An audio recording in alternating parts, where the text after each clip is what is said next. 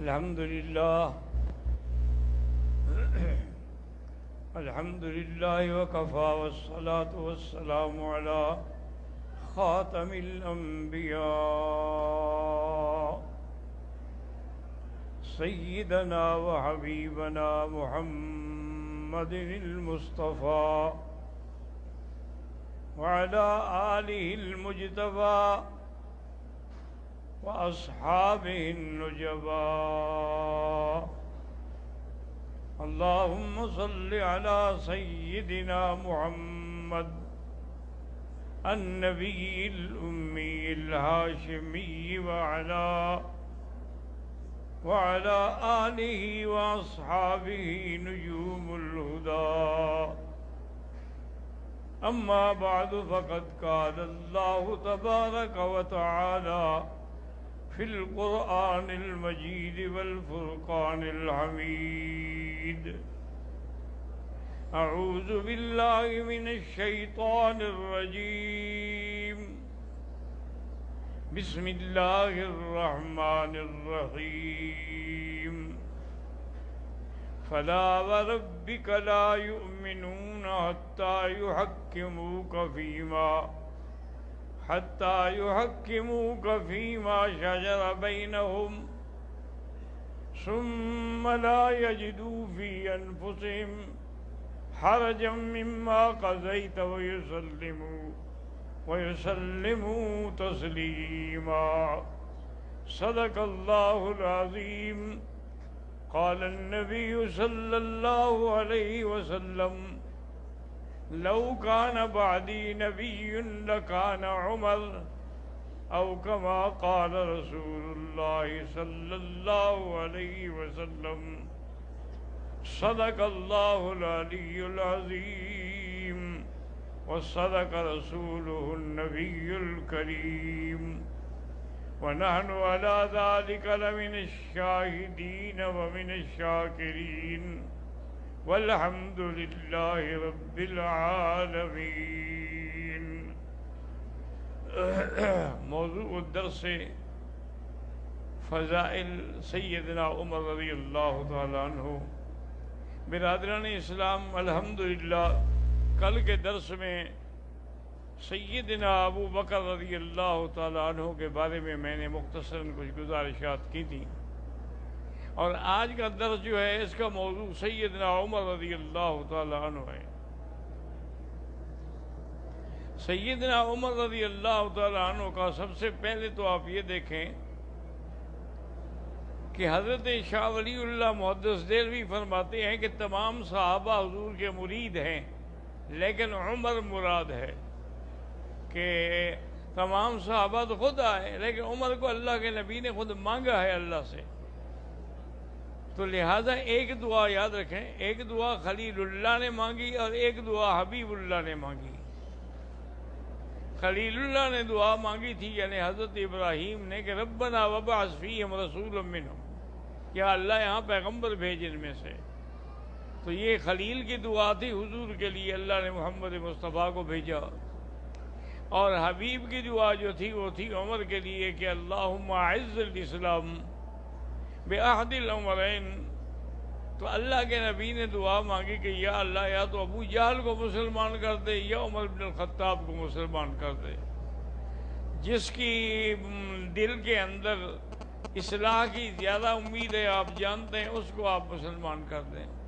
تو یہ دعا مانگی ہے حبیب اللہ نے. لیکن یاد رکھیں کہ خلیل اللہ کی دعا جو ہے وہ تو 5000 سال کے بعد نتیجہ نکلا. حضرت ابراہیم خلیل نے جو دعا مانگی تھی تو اس کے فوراً بعد حضور صلی اللہ علیہ وسلم نہیں آئے، تقریباً 5000 سال کا فاصلہ ہے. لیکن حبیب اللہ نے جو دعا مانگی ہے وہ آپ نے ایک رات کو دعا مانگی اور دوسرے دن نتیجہ سامنے آ گیا. ابو جہل بیٹھا تھا حرم میں اور اپنی جماعت کو بھی اکٹھے کیے ہوئے تھا، اور اس نے اسی میں اعلان کیا کہ جو آدمی اللہ کے نبی محمد مصطفیٰ صلی اللہ علیہ وسلم کو شہید کر دے، میں اس کو 100 اونٹ دوں گا. حضرت عمر بھی ان کے ساتھ بیٹھے ہوئے تھے، تو کھڑے ہو گئے، انہوں نے کہا اچھا یہ میں کام کروں گا. حضرت عمر رضی اللہ تعالیٰ عنہ گھر گئے اور اپنے مسلح ہو کر تیر کمان تلوار اٹھائی، جو زمانے کا اسلحہ تھا، اٹھا کے باہر نکلے تو آگے بنو زہرہ کا ایک آدمی ملا آپ کو۔ آپ نے اس نے پوچھا کہ عمر کہاں جا رہے ہو؟ انہوں نے کہا بھائی بس آج میں جا رہا ہوں کہ یا تو مکے میں رہوں گا یا حضور محمد مصطفیٰ رہیں گے۔ میں اس لیے جا رہا ہوں کہ آج آپ پر حملہ کروں گا اور آپ کو شہید کروں گا۔ اس نے کہا بات سنو، اللہ کے نبی سے تو جھگڑا بعد میں کرنا، تمہارے تو گھر میں اسلام آ چکا ہے، تمہاری بہن مسلمان ہو گئی ہے، تمہارا بہنوئی مسلمان ہو چکا ہے، پہلے تم ان کو تو ٹھیک کرو، پھر اللہ کے نبی کا مقابلہ کرنا جا کے۔ اس نے کہا یہ کیسے ہو سکتا ہے؟ اس نے کہا میں آپ کو بتا رہا، پتہ کر لیں۔ حضرت عمر بجائے ادھر حضور کی طرف جانے کے سیدھا بہن کے گھر کی طرف آئے تو آواز آ رہی تھی، کھڑے ہو گئے دروازے پر، سنتے رہے، سمجھ کچھ نہ آیا۔ اصل اندر جو ہے وہ بیوی قرآن پڑھ رہی تھی حضرت خباب سے، اور آپ کا خامن جو ہے بہنوئی حضرت عمر کا سعید، وہ بھی موجود تھا۔ دروازہ کھٹکھٹایا تو حضرت خباب تو چھپ گئے، لیکن بیوی نے دروازہ کھولا تو اس نے کہا یہ میں کیا سنا ہے میں نے کہ آپ لوگ مسلمان ہو گئے؟ انہوں نے کہا ہم بالکل مسلمان ہو گئے۔ عمر غصے میں آ گیا اور اس نے مارنا شروع کیا۔ سب سے پہلے تو اس نے اپنی بہن کو مارا، اتنا مارا کہ وہ بیچاری بے ہوش ہو گئی، اور اس کے بعد اپنے بہنوئی کو بھی مارا۔ لیکن جب آپ کی بہن کو ہوش آیا تو اس نے کہا عمر دیکھو، تم اگر خطاب کے بیٹے ہو تو میرے رگوں میں بھی تو اسی باپ کا خون ہے، تم مجھے ٹکڑے ٹکڑے کر ڈالو لیکن میں اللہ کے نبی کا دین نہیں چھوڑ سکتی۔ میں نے کلمہ پڑھ لیا ہے تو اب میں اسی پہ قائم رہوں گی۔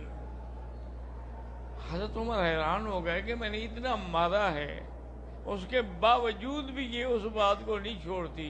تو اس نے کہا مجھے بتاؤ تو صحیح وہ ہے کیا پڑھ رہے تھے تم؟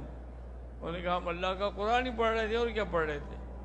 انہوں نے کہا پھر مجھے تو قرآن میں بھی پڑھتا ہوں۔ انہوں نے کہا نہیں، ان لگا سن، تم پلید ہو، کافر پلید ہوتا ہے، میں پلید کے ہاتھ میں اللہ کا پاک قرآن کیسے دے دوں؟ لا یمسہ الا المطہرون، اس کو پاک ہاتھ لگا سکتے ہیں۔ تو حضرت عمر نے جا کے غسل کیا، غسل کرنے کے بعد بہن نے وہ جن کاغذات مبارک پہ قرآن لکھا ہوا تھا وہ دے دیے۔ اب حضرت عمر نے پڑھنا شروع کیا تو اس پر یہ آیات کی ابتدا، طٰہٰ ما انزلنا علیک القرآن لتشقیٰ الا تذکرۃ لمن یخشیٰ، قرآن کی آیات تھی۔ حضرت عمر نے جب پڑھنا شروع کیا تو ان کے دل پہ ایسا اثر ہوا کہ اس نے اپنی بہن سے کہا کہ اچھا مجھے یہ بتاؤ کہ اللہ کے نبی اس وقت کہاں ہوں گے؟ انہوں نے کہا تم کیوں پوچھتے ہو؟ نے کہا بس میں جانا چاہتا ہوں، جیسے تم لوگوں نے اسلام قبول کیا ہے میں بھی اسلام لانا چاہتا ہوں۔ انہوں نے کہا اس وقت آپ دار ارقم میں ہوں گے؟ اور نے کہا ٹھیک ہے۔ تو حضرت عمر چل پڑے، دار ارقم پہ آئے، کنڈی کھٹکھٹائی تو اس وقت صحابہ بھی موجود تھے، تو کچھ صحابہ اٹھے دو چار، انہوں نے دیکھا کہ حضرت عمر کھڑے ہیں لیکن اسلحہ ساتھ ہے، تیر و کمان ساتھ ہیں، نیزے ساتھ ہیں، ہر چیز ساتھ پکڑی ہوئی ہے۔ تو انہوں نے جا کے کہا کہ حضور عمر دروازے پہ کھڑا ہے لیکن ہے مسلح، کہ حضرت حمزہ بیٹھے ہوئے تھے رضی اللہ تعالیٰ عنہ۔ انہوں نے کہا اگر مسلح ہے تو کیا ہے، کھول دو دروازہ۔ مکے کے اندر کوئی ایک ماں نے صرف بہادر حضرت عمر کو پیدا کیا ہے، ہم بھی اس کا کہا اس کی نیت ٹھیک ہے تو ٹھیک ہے، نہیں تو انشاءاللہ عمر کی گردن ہوگی اور حمزہ کی تلوار ہوگی۔ تو دروازہ کھولا، اس کی جب نظر پڑی حضور صلی اللہ علیہ وسلم کے چہرے مبارک پر، فقط نگاہ سے ہوتا ہے فیصلہ دل کا، بس وہ تو ایک ہی نظر میں دیوانہ ہو گیا نا جی، اس کے آنسو نکل آئے، رونے لگ گیا۔ حضور نے پوچھا کیوں آئے ہو؟ اس نے کہا یا رسول اللہ ابسط یدک یا رسول اللہ نے کہا آپ ہاتھ بڑھائیں میں مسلمان ہونا چاہتا ہوں۔ حضور صلی اللہ علیہ وسلم نے کلمہ پڑھایا تو بی بی فرماتی ہیں کہ فَكَبَّرَ مَنْ فِي الْبَيْتِ، جو لوگ وہاں موجود سب نے تکبیر کہی، اور اسی اسنا میں جبریل علیہ السلام بھی اترے۔ انہوں نے آگے کہا کہ یا محمد صلی اللہ علیہ وسلم استبشر اہل السماء باسلام عمر، عمر کے اسلام لانے سے آج آسمان والے بھی خوشیاں منا رہے ہیں، آج ملائکہ بھی خوش ہو رہے ہیں۔ جیسے زمین پہ خوشی ہے ایسے آسمانوں میں بھی خوشی ہے کہ حضرت عمر اسلام لے آئے ہیں۔ تو حضرت عمر رضی اللہ تعالیٰ عنہ اسلام لانے کے بعد جب نماز کا وقت قریب آیا تو اس نے عرض کیا کہ یا رسول اللہ، کیا یہ بات ٹھیک نہیں کہ ہم حق پر ہیں اور مشرکین مکہ جو ہیں وہ باطل پہ ہیں؟ انہوں نے کہا کہ ہاں بالکل۔ تو انہوں نے کہا یہ کیا بات ہے کہ ہم دار ارقم میں چھپ کے نماز پڑھیں اور وہ اللہ کے کعبے میں کھلے ہو کے عبادت کریں؟ حضور آپ ایسا کریں کہ آپ چلیں، ایک طرف میں ہوں گا، ایک طرف حمزہ ہوگا، آپ درمیان میں ہوں گے، ہم دیکھتے ہیں کہ کون مکے کا آدمی ایسا ہے جو ہمارے ہاتھوں کو روک سکے، اپنی ماؤں کو، اپنے بچوں کو یتیم بنا سکے۔ تو حضرت عمر لے کر حضور صلی اللہ علیہ وسلم کو تشریف لے آئے اور آ کر اللہ کے کعبے میں کھڑا کیا اور کھل کر، یعنی پہلی دفعہ اللہ کا دروازہ جو کھلا ہے وہ حضرت عمر نے آ کے کھولا ہے، اور جماعت کے ساتھ جو نماز ہوئی ہے تو وہ حضرت عمر کے اسلام لانے کے بعد ہوئی۔ اسی لیے حضرت عبداللہ ابن مسعود رضی اللہ تعالیٰ عنہ فرماتے تھے کہ اسلام عمر فتحا و ہجرتہ نصرا و جہادہ رحما، کہ عمر کا اسلام لانا جو ہے دروازہ کھول دیا، اور آپ نے جب ہجرت کی تو اللہ نے فتوحات کے دروازے کھول دیے، اور آپ جب حاکم بنے ہیں تو اس وقت آپ نے عدل و انصاف کی انتہا کر دی اور اللہ کی مخلوق پر بے انتہا رحمتیں ہوتی رہیں۔ تو حضرت عمر رضی اللہ تعالیٰ عنہ سب سے پہلا مسئلہ ان کا تھا اسلام عمر، آپ اسلام لے آئے، اور پھر اللہ نے ایسے آپ کو مقام بخشا، ایسا آپ کو یعنی رائے بخشی کہ کوئی بھی بات ہوتی تو حضور حضرت عمر سے پوچھتے تھے۔ اب جب دروازہ کھل گیا، طواف کر کے فارغ ہوئے تو حضور نے صحابہ سے مشورہ کیا کہ بھئی پہلے تو ہم ڈر کے مارے کہیں طواف کیا، کہیں 2 رکعت پڑھی، کہیں اب ہم 2 رکعت کھل کے پڑھیں گے تو لیکن کہاں پڑھیں؟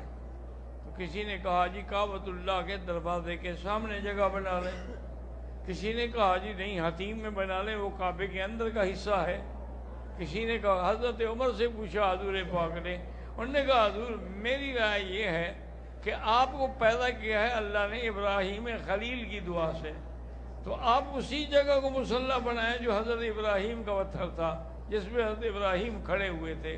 تو ابھی فرماتے ہیں حضور کہ میں سوچ رہا تھا کہ جبریل آیا کہ وَاتَّخِذُوا مِن مَّقَامِ إِبْرَاهِيمَ مُصَلًّى، اللہ کے نبی مقام ابراہیم کو مصلی بناؤ، یعنی عمر کی رائے جو تھی، جو انہوں نے زمین پہ دی تھی، اللہ نے عرش سے قبول فرما لی، اللہ تبارک و تعالیٰ نے قبول فرمائی، اور اللہ تبارک و تعالیٰ کے نبی نے اس کے بعد اسی جگہ کو ہمیشہ کے لیے مصلی قرار دے دیا۔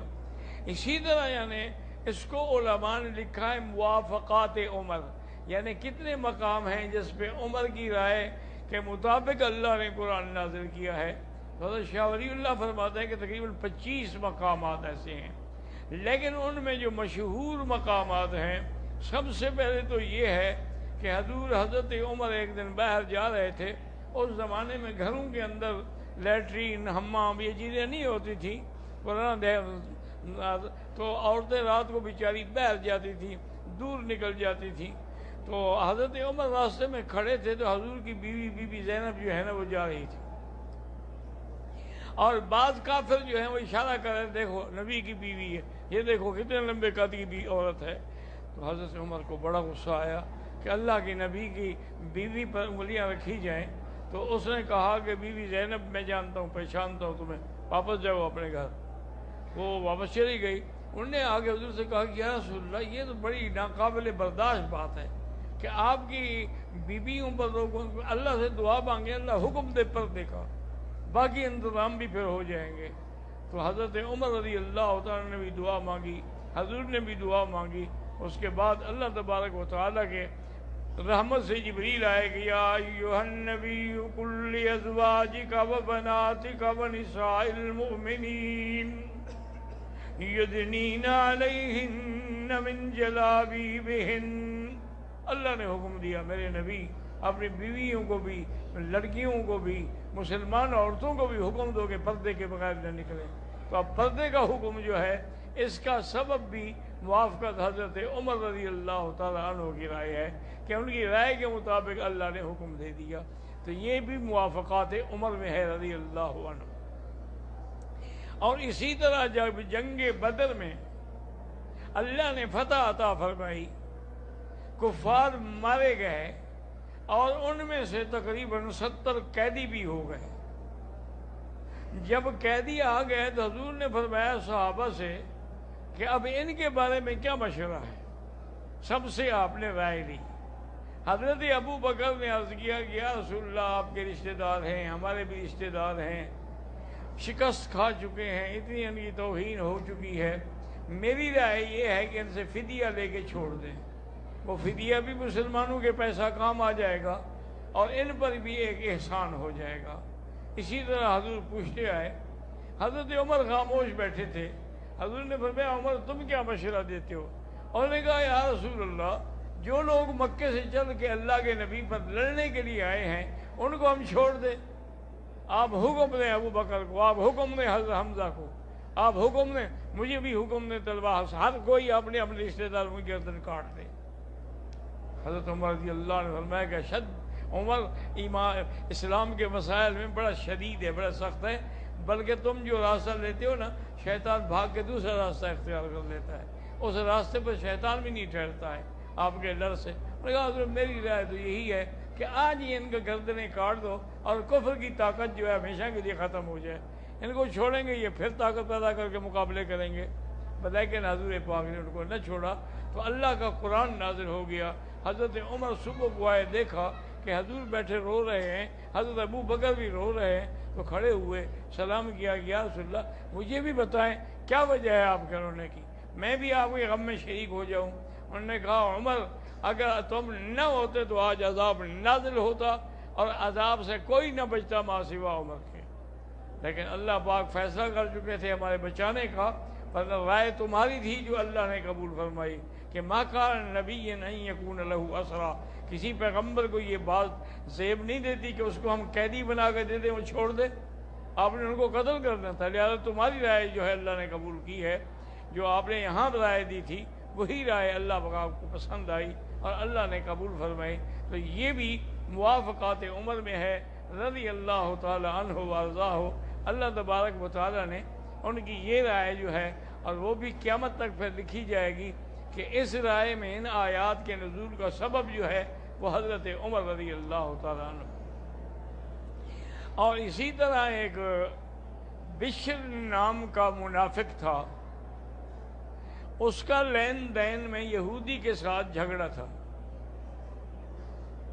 تو اس نے کہا یہودی کہ بھئی تمہارا میرا جھگڑا جو ہے اس کا فیصلہ، انہوں نے کہا تمہارے نبی کے پاس چلے جاتے ہیں، جو حضور فیصلہ کر دیں میں مان لوں گا. تو وہ خوش ہو گیا، ٹھیک ہے حضور تو بہرحال یہودی کے حق میں فیصلہ نہیں کریں گے نا، وہ تو میرے حق میں فیصلہ دیں گے. تو بشر اور یہودی آئے، حضور کو واقعہ سنایا. حق پر یہودی تھا، حضور پاک نے یہودی کے حق میں فیصلہ کر دیا.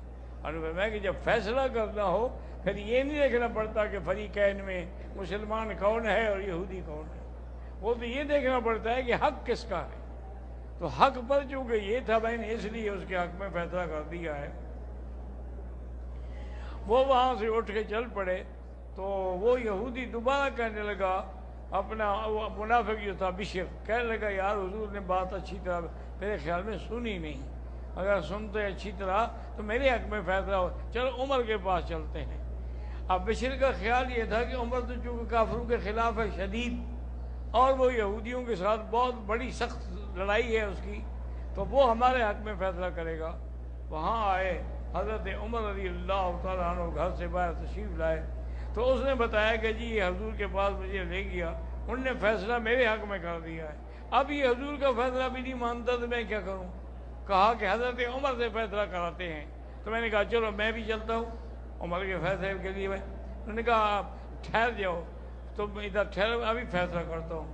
حضرت عمر گھر گئے، گھر جانے کے بعد تلوار آتے ہی منافق کی گردن اڑا دی. انہوں نے کہا میرے پاس پھر یہی فیصلہ ہے جو میرے مدنی دلدار کا فیصلہ نہ مانے، عمر کی تلوار فیصلہ کرے گی۔ اب وہ جو تھے منافق کے باقی رشتے دار، وہ تو سارے اکٹھے ہو گئے، انہوں نے کہا یا رسول اللہ، عمر نے بلا وجہ ہمارے ایک رشتے دار کو قتل کر دیا ہے، لین دین کا معاملہ تھا، چلو آج کل پرسوں سال بعد حل ہو جاتا، یہ تو نہیں ہے کہ اس کو قتل ہی کر دو۔ حضور نے بلایا، انہوں نے کہا کہ عمر یہ کیا کیا؟ تو انہوں نے کہا حضور جو آپ کے فیصلے کا انکار کرے میرے پاس پھر صبر نہیں ہوتا، میں نے اس کو قتل کیا ہے، میں اقرار کرتا ہوں، آپ میری گردن کاٹ دیں، اس کے بدلے میں آپ بدلہ لے لیں، لیکن میں انکار نہیں کروں، میں نے قتل کیا اس کو۔ اب یہ باتیں ہو رہی تھی کہ اللہ کا جبریل آئے کہ فَلَا وَرَبِّكَ لَا يُؤْمِنُونَ حَتَّى يُحَكِّمُوكَ فِي مَا شَجَرَ بَيْنَهُمْ ثُمَّ لَا يَجِدُوا فِي أَنفُسِهِمْ حَرَجًا مِّمَّا قَضَيْتَ وَيُسَلِّمُوا تَسْلِيمًا۔ اللہ نے قرآن نازل کر دیا۔ اللہ نے فرمایا کہ میرا نبی، مجھے تیرے رب کی قسم ہے، وہ آدمی مسلمان ہو ہی نہیں سکتا جو تیرا فیصلہ نہ مانے، تیرے فیصلے کو مانے اور پھر اس کے بعد دل میں کوئی کرکری بھی نہ ہو۔ اگر وہ اس مقام میں نہیں تو وہ مسلمان ہی نہیں ہے۔ تو جب مسلمان نہیں ہے تو پھر عمر نے ٹھیک قتل کیا، تو پھر تو عمر کا تلوار مار دینا جو تھا وہ جائز ہو گیا کہ آپ نے کسی مسلمان کو نہیں قتل کیا، وہ تو کافر تھا، منافق بنا ہوا تھا۔ تو اس لیے بہرحال یہاں بھی اسی فیصلے کے مطابق اللہ تبارک و تعالیٰ نے قرآن نازل فرمایا جو قیامت تک حضرت عمر کی شان میں لکھا جائے گا۔ اور اسی طرح ایک بہت بڑا عظیم واقعہ ہے کہ حضور صلی اللہ علیہ وسلم سفر سے واپس آ رہے تھے تو آپ کے عادت مبارک تھی کہ ایک صحابی کو اپنے لشکر کے پیچھے رکھتے تھے جو ایک دن پیچھے چلتا تھا، اور تاکہ وہ اس جگہ پہ آئے جہاں رات کو حضور نے قیام کیا تھا، بھی کوئی صحابی کوئی چیز بھول تو نہیں گیا، کسی کی کوئی چیز رہ تو نہیں گئی، تو وہ اٹھا کے لے آتا تھا۔ اللہ کی شان یہ ہے کہ ایک رات جب صحابہ اٹھے، حضور اٹھے، تیاری کی، تو بی بی عائشہ سو رہی تھی، ان کو نیند کا غلبہ تھا، اس اونٹ اٹھانے والے نے اونٹ بٹھا دیا اور ان سب جا کے بی بی عائشہ سوار ہو گئی ہے، اونٹ لے کے چل پڑا۔ آگے جب گیا دیکھا بی بی عائشہ تو ہے ہی نہیں۔ اب بی بی عائشہ کہتی ہے کہ یہاں اٹھی دیکھا تو قافلہ چلا گیا۔ اب میں نے کہا انا للہ و انا الیہ راجعون، اللہم اجرنی فی مصیبتی واخلف علی کل غائبۃ لی منک بخیر۔ میں نے کہا اب اس کا حل یہ ہے کہ اگر میں دوڑوں ان کے پیچھے تو میں ان کو پکڑ نہیں سکتی، اس کا بہتر حل یہی ہے کہ میں یہیں کپڑا لے کے سو جاتی ہوں۔ حضور کو جب پتہ لگے گا کہ عائشہ رہ گئی ہے تو لازم مجھے ڈھونڈیں گے، میری تلاش ہوگی۔ اب میں کہ وہ کپڑا لے گئی تو صحابی جو تھے نا وہ آئے، جو پیچھے رہ کے آتے تھے، وہ جب آئے وہ کہتے ہیں کہ میں نے دیکھا کہ کوئی آدمی سو رہا ہے، میں نے آگے جب کپڑا ہٹایا میں نے انا للہ، بی بی عائشہ ہے، کیونکہ بچپن سے جانتے تھے ان کو، تو میں نے پھر جلدی سے اپنا منہ پھیر لیا اور اونٹ کو بٹھا دیا اور کہا کہ بی بی آپ اونٹ میں سوار ہو جائیں پھر ہم چلیں گے۔ تو کہتی ہے بی بی عائشہ کہتے ہیں واللہ خدا کی قسم اس کے بعد اسے مجھ پہ نظر ہی نہیں ڈالی، میں خود ہی اونٹ پہ سوار ہو جاتی تھی، جب سوار ہو جاتی تھی تو اونٹ آگے لے کے چل پڑتا تھا۔ تو اسی طرح چلتے چلتے وہ حضور کے قافلے تک پہنچا، لیکن دشمنوں کو موقع مل گیا۔ عبداللہ ابن ابی جیسا رئیس المنافقین بھی ساتھ تھا، اور دیکھا اب یہ کیسے ہو سکتا ہے کہ ایک جوان عورت ہو، جوان مرد ہو، انہوں نے کچھ بھی نہیں کیا، اس کا مطلب ہے بی بی عائشہ نے خود اپنے آپ کو روکا تھا اس بندے کے لیے۔ نعوذ باللہ۔ حضور صلی اللہ علیہ وسلم کے بڑی تکلیف ہوئی، بہرحال قافلے کو حکم دیا کہ چلو، واپس مدینے شریف آ گئے، لیکن بی بی عائشہ کہتی ہے مجھے کوئی پتہ نہیں تھا کہ کیا وجہ ہے کہ اب حضور کا وہ التفات جو تھا نا میرے سے وہ نہیں رہا۔ کہتے ہیں کہ میں رات کو باہر نکلی، مستح بھی میرے ساتھ تھی، راستے میں جا رہی تھی تو ان کے پاؤں میں کپڑا اٹکا، وہ گرنے لگی تو کہا ہلاک مستح، اللہ مستح کو برباد کرے۔ بی بی ایسے کہتی میں کھڑی ہوگی، میں نے کہا کیا اپنے بیٹے کو بد دعا کر رہی ہو مستح کو؟ وہ تو رجل بدری، وہ تو صحابی ہے بدری۔ انہوں نے کہا تمہیں پتہ نہیں ہے؟ انہوں نے کہا مجھے تو کوئی پتہ نہیں۔ انہوں نے کہا ایسے تم پر تہمت لگی ہے، اور بدقسمتی یہ ہے کہ میرا بیٹا بھی اس میں شریک ہے، وہ بھی تہمت والوں کا ساتھ دے رہا ہے۔ بی بی عائشہ کہتے ہیں مجھے تو سب کچھ بھول گیا، مجھے اسی وقت بخار چڑھ گیا، میں واپس آئی اور میں نے حضور سے عرض کیا کہ حضور آپ کو اگر میری طبیعت یہاں گھر میں ناگوار ہے تو میں اپنے ماں باپ کے پاس چلی جاؤں گا، میں ہاں چلی جاؤں۔ میں چلی گئی۔ اب حضور نے اس سے پوچھا رائے لی، لیکن کوئی فیصلہ نہ فرما سکے، ورنہ اللہ کے نبی دل میں تو مطمئن تھے کہ میری بیوی پاک ہے، لیکن فیصلہ نہیں ہو سکتا جب تک کہ ظاہراً گواہ نہ ہوں، شواہد نہ ہوں۔ کیسے ہو سکتا؟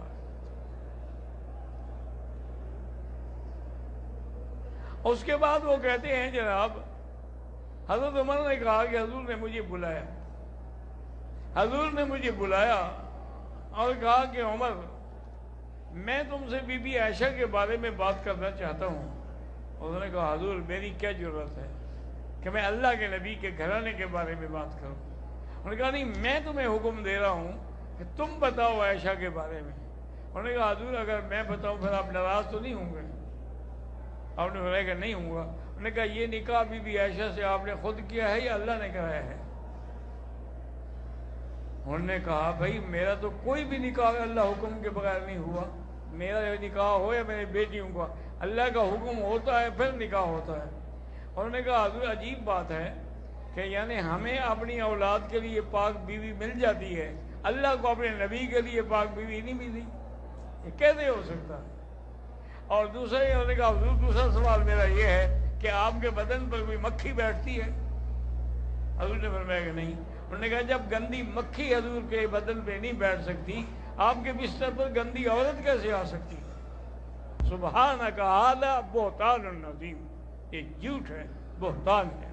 حضرت عمر کا چہرہ، حضور کا چہرہ مبارک کھل گیا، گھر میں تشریف لے آئے، ابو بکر بھی تھے، ان کی والدہ بھی تھی، سب تھے۔ پھر حضور نے جب یہ آیات پڑھی تو سارے الحمدللہ سب کے چہرے کھل اٹھے، اور اللہ نے قرآن میں پھر وہی لفظ بھیج دیے جو عمر نے کہے تھے، سبحانک ھذا بہتان عظیم۔ تو یہ مقام تھا حضرت عمر کا کہ جو چیز فیصلہ اس نے زمین پہ کیا تھا وہ اللہ نے قبول فرما کے آسمانوں سے اس فیصلے کو جاری کر دیا۔ زندگی رہی تو انشاءاللہ بات باقی، کیونکہ اصل میں بیماری کی وجہ سے کمزوری اتنا ہو گئی ہے کہ میں زیادہ دیر نہیں بول سکتا۔ یہ بھی آپ لوگوں کی دعا ہے کہ حضرت عمر کی رائے کو قبول کیا۔ قرآن نازل ہوا واتخذوا من مقام ابراہیم مصلی، تو وہیں سے پھر نماز تو قیامت تک جب تک پڑھی جائے گی تو اس وقت تک کا اجر اور ثواب جو ہے وہ حضرت عمر رضی اللہ تعالی عنہ کو بھی جائے گا، چونکہ یہ حدیث میں حکم ہے کہ اگر آپ کسی نیک کام کی بنیاد رکھیں اور قیامت تک جب اس پر عمل ہوتا رہے گا تو آپ کا بھی ثواب ہوتا رہے گا۔ اسی طرح اگر آپ نے کسی برائی والی چیز کی بنیاد رکھی ہے تو قیامت تک پھر اس کا عذاب جو ہے وہ آپ کو بھی ہوتا رہے گا۔ تو اس لیے ہمیشہ احتیاط سے آدمی کو قدم اٹھانا چاہیے۔ حضرت امیر المومنین عمر رضی اللہ تعالی عنہ غزوہ تبوک کے موقع پر اتنا شدت کی کمزوری اور ہر چیز ختم ہو گئی کہ اس کو جیش الاسرہ کہا جاتا ہے کہ کھانے کا کچھ نہیں رہا۔ تو صحابہ نے آ کے حضور پاک سے پوچھا کہ یا رسول اللہ اور تو کچھ ہے نہیں، ہمارے اپنے سواریوں کے اونٹ ہیں، اگر اجازت دیں ان کو ذبح کر کے ہم کھایا کریں۔ تو حضور نے فرمایا کہ ہاں مجبوری میں جائز ہے۔ حضرت عمر کو پتہ لگا، دوڑ کے آ کے انہوں نے کہا یا رسول اللہ کیا کر رہے ہیں؟ بالکل سواریوں کے اونٹوں کو ذبح نہ کریں، اگر یہ اونٹ بھی ختم ہو گئے تو ہم سواری کس بات پہ کریں گے؟ اتنا دور کا سفر ہے، کیسے جائیں گے اور دشمن کے مقابلے پر کیسے کھڑے ہوں گے؟ آپ مہربانی کریں، تمام چیزیں دسترخوان پہ جمع کرا کے دعا کر دیں، اللہ پوری کر دے گا۔ تو حضور پاک نے حکم دیا اور صحابہ کے پاس جو کچھ بھی تھا، کسی کے پاس کھجور تھی، کسی کے پاس کچھ تھا، سارا دسترخوان بچھا دیا، اس پر رکھتے گئے۔ حضور پاک نے آخر میں دعا کی اور اس کے بعد پھر اتنا بڑا لشکر کھاتا رہا، لے بھی گیا، اپنے جھولیوں میں بھی رکھا، لیکن الحمدللہ وہ ختم نہیں ہوا. لیکن یہ تجویز دینے والے جو تھے وہ بھی حضرت عمر تھے رضی اللہ تعالی عنہ وارضاہ. اسی طرح حضرت عمر غیرت ایمانی میں بھی بڑے مضبوط تھے. آپ سے کوئی چھوٹی سی بات بھی برداشت نہیں ہوتی تھی. حضور صلی اللہ علیہ وسلم عبداللہ ابن ابی یہ رئیس المنافقین ہے، منافقوں کا سردار ہے. اس نے تمام اسلام کو نقصان پہنچانے کے لیے ہر جگہ تخریب کاری کی. اس کے موت کا وقت آیا تو حضور صلی اللہ علیہ وسلم جنازہ پڑھانے کے لیے تشریف لے آئے.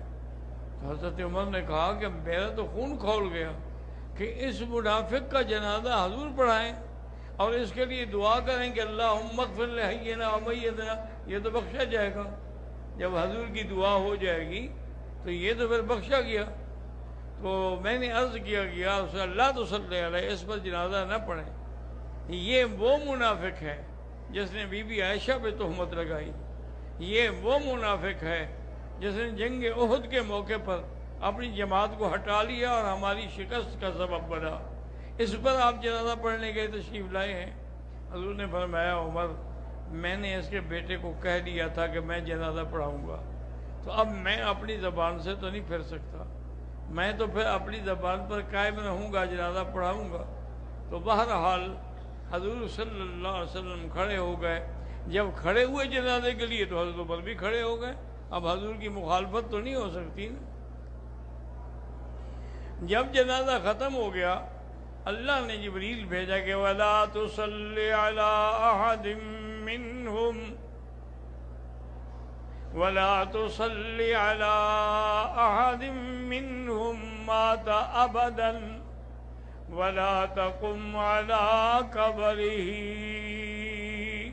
میرا مدنی ان پر کبھی جنازہ نہ پڑھیں، ان پر کبھی نماز نہ پڑھیں، ان کی قبروں پہ کھڑے ہو کے کبھی دعا نہ کریں. یہ کافر ہیں، منافق ہے، تیرے دشمن ہیں. تو اللہ نے حضرت عمر کے فیصلے کی تائید کی. اب علماء نے لکھا ہے کہ اگر یہ آیت حضور کے جنازہ پڑھانے سے پہلے نازل ہو جاتی تو حضور جنازہ ہی نہ پڑھاتے، لیکن جنازہ ہو گیا تو آیت بعد میں اتاری گئی. تو اہل اللہ نے علماء حق نے تحقیق کی اور نے کہا اس کی وجہ یہ تھی کہ اگر پہلے منع کر دیتے تو پھر بات عمر کی رہ جاتی، حضور کی بات پیچھے رہ جاتی.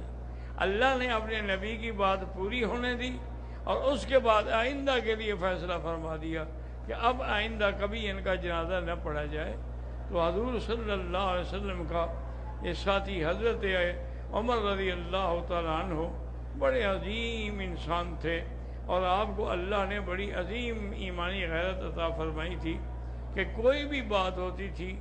ایک دن حضور صلی اللہ علیہ وسلم تخلیق انسانی پر اپنا باز فرما رہے تھے کہ انسان کو اللہ نے پیدا کیا ہے تو ثم خلقنا النطفة علقة فخلقنا العلقة مضغة وخلقنا المضغة عظاما وقسونا العظام لحما ثم انشأناه خلقا آخر. کہ پہلے ایک لتھڑا ہوتا ہے، پھر مضغہ ہوتا ہے، پھر اس میں ہڈیوں پر گوشت چڑھایا جاتا ہے، پھر روح پھونکی جاتی ہے. تو یہ آیت کا مفہوم آپ بیان کر رہے تھے تو بے ساختہ سیدنا عمر نے کہا فتبارک اللہ احسن الخالقین. یہ آیت جو ہے حضرت عمر کی زبان سے نکلی ہے. اللہ نے جبریل بھیجا اور کہا کہ قرآن پاک کا میں نے اس کو حصہ بنا دیا ہے جو عمر نے کہا ہے کہ قیامت تک یہ آیت جو ہے پڑھی جائے گی جو حضرت عمر رضی اللہ تعالیٰ عنہ کی زبان مبارک سے نکلی. اسی طرح حضرت عمر رضی اللہ تعالیٰ عنہ حج پر تشریف لائے تو اس وقت تو آپ ہی امیر المومنین تھے، آپ ہی بادشاہ تھے، آپ ہی خلیفہ رسول اللہ تھے. لیکن ایک جگہ بیٹھے ہیں تو عرفات میں بھی اور مزدلفہ میں بھی اور حرم میں بھی اور دعا کر رہے ہیں کہ یا اللہ میں اب بوڑھا ہو گیا ہوں، اب مجھ سے خدمت نہیں کی جا سکتی، تو اس لیے مہربانی کر کے مجھے موت دیں، لیکن موت ایسی ہو کہ اللہم ارزقنی موت الشہادت فی سبیلک والدفن فی بلد رسولک. یا اللہ موت شہادت کی ملے اور دفن مدینے میں ہو.